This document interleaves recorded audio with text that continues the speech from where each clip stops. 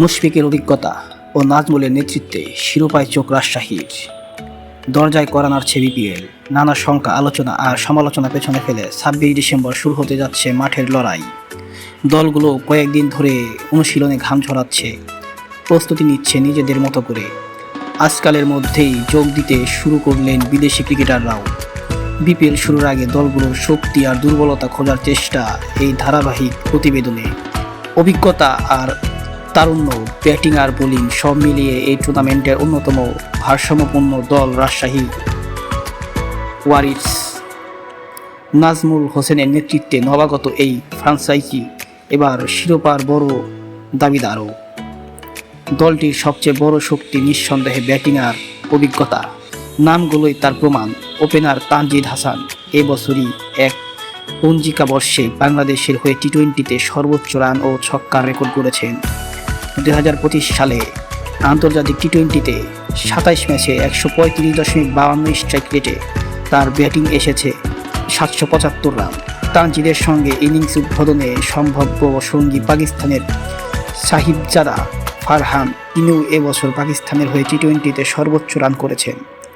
2025 সালে এই সংস্করণে 26 ম্যাচে 133.62 স্ট্রাইক রেটে তার রান 771। ওপেনিংয়ের বিকল্প হিসেবে আছেন জিসান আলমও। মারমুখী ব্যাটিংয়ের জন্য আলাদা পরিচিত আছে তার। টি-20তে স্ট্রাইক রেট 138.92, তবে সর্বশেষ বিপিএলে দুর্দান্ত রাজশাহীর হয়ে 9 ম্যাচে 128 রানের বেশি করতে পারেননি তিনি। কোনো 50ও ছিল না। এবার এই তরুণের কাছেই ঝড়ো শুরু চাইবে ফ্রাঞ্চাইজিটি। অভিজ্ঞতার ভান্ডার বাড়াতে দলে আনা হয়েছে মুশফিকুর রহিমকে। নিলামের একেবারে শেষ দিকে তাকে পায় রাজশাহী। আন্তর্জাতিক ক্রিকেটে সাদা বলে এখন না থাকলেও জাতীয় দলের 3 সংস্করণেই অধিনায়ত্ব করা এই ক্রিকেটারের ক্যারিয়ার প্রায় 200 দশকের। বিপিএল, ঢাকা, সিলেট আর চট্টগ্রামের উইকেট সবই তার খুব চেনা। গুরুত্বপূর্ণ মুহূর্তে এই অভিজ্ঞতায় কাজে লাগাতে চায় দলটি।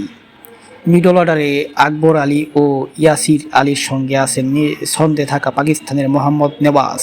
মুশফিক যদি উইকেটকিপার ব্যাটসম্যান হিসেবে খেলেন, তাহলে আকবরকে কোথায় খেলানো হবে টুর্নামেন্ট শুরুর আগে, এটাও বড় প্রশ্ন। সর্বশেষ এনসিএলটি টি-20তে 8 ম্যাচে 222 রান করা আকবরের কাছে বিষয়টি জানতে চাইলে তিনি এ নিয়ে কোনো মন্তব্য করেননি। দলকে অস্তিত্বে ফেরাতে চাননি তরুণ অধিনায়ক। স্পিন বিভাগেও রাজশাহী বেশ শক্ত। নেপালের তারকা লেগ স্পিনার সন্দীপ লামিচানে